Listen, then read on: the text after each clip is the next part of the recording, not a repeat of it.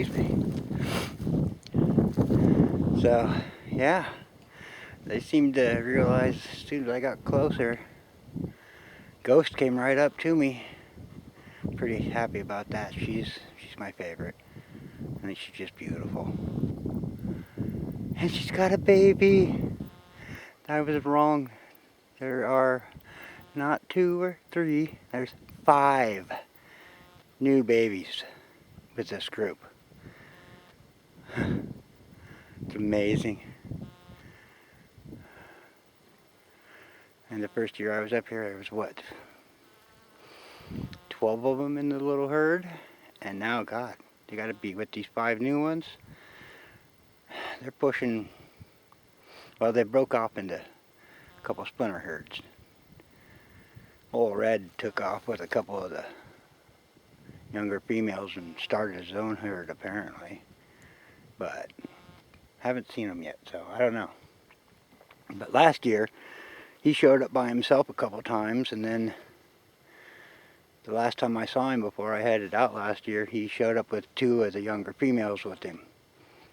And then there's the Star Twins, which were the babies the very first year I was here, so they're pushing, what, 4 years old.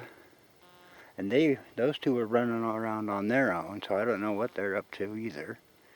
But this group has 5 new babies. So yeah, there's got to be close to 30 damn horses running around up here now. I shouldn't say damn, I love them. They're one of the highlights of coming up here. But yeah, the older ones especially, remembered me apparently, came right up expecting to get some treats and some scratchings. And Ghost being my favorite, you know. They got carrots, she got apples. So, I spoil her a little bit, but her and Red, I can't wait for old Red to show up. He was the very first one I made friends with, but he was the dominant male at the time.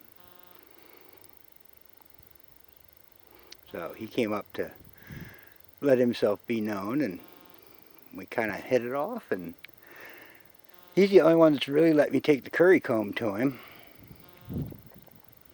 I'm sure they'd all enjoy it if they really give it a chance, but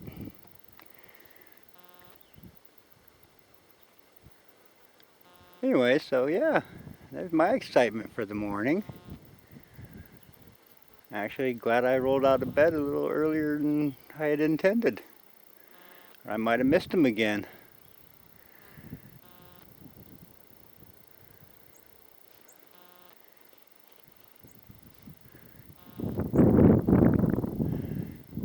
Looking like it's going to turn out to be a hot one today. It's, what, maybe 9:30? I don't know, I haven't looked at the clock in a little while. And it's already upper 70s, I would guess. I haven't looked at my thermometer. I've been out here goofing around. But yeah, it's getting warm.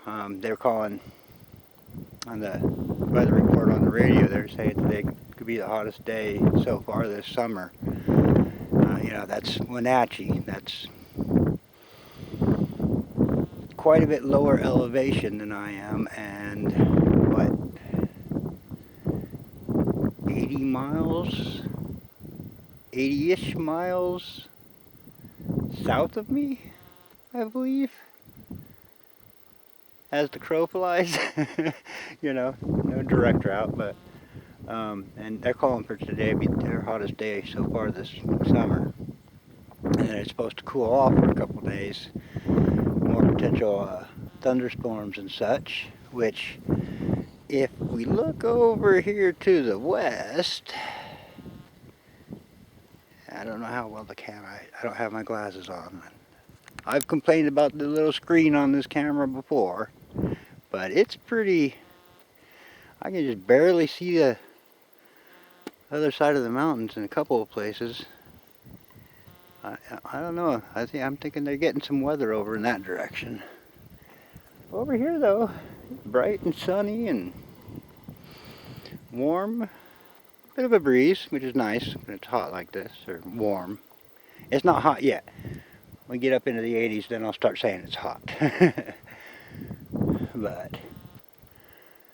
Yeah, I think it's about time to get some coffee going. I got up and came out to do the morning constitutional and saw the horses down the hill. I got so excited I skipped my morning coffee and just put on my boots and made sure the camera had a decent charge on it and headed down the hill to see my friends, because like I said, it's been 17 days. This is the first I've seen them.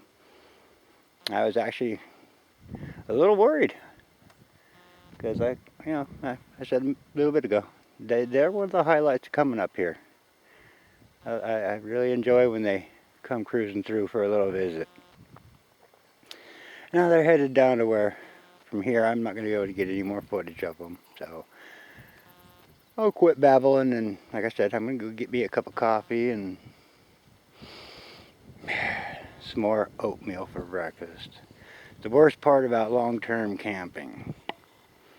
So once you reach a certain point where you ain't got nothing fresh anymore, like bacon and eggs, oatmeal's about your only option.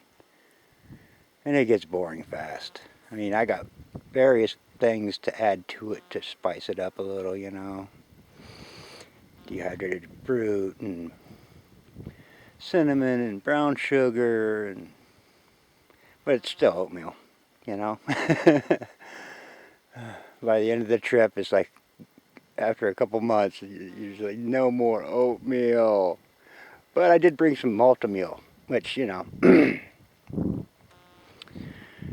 a little more mushy than oatmeal, but I guess it's a change of pace, you know.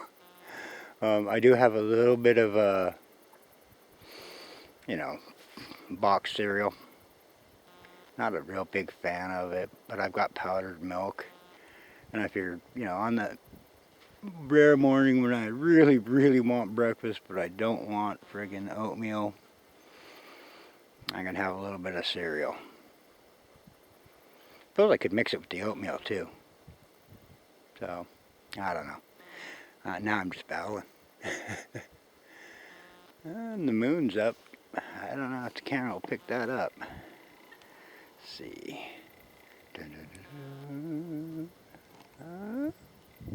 I can't tell if we're seeing it or not. Am I up high enough? La, la, la. Yeah. Okay, we'll be trimming this off the end of the video. It should be right there, but I can't tell on this screen. Little screens and being half blind in bright light. Okay, that works. Yeah, it should be. That's okay. That's that group of clouds. So it should be right. I think I've got it. Yeah, there it is. I don't know why I felt the urge to film that.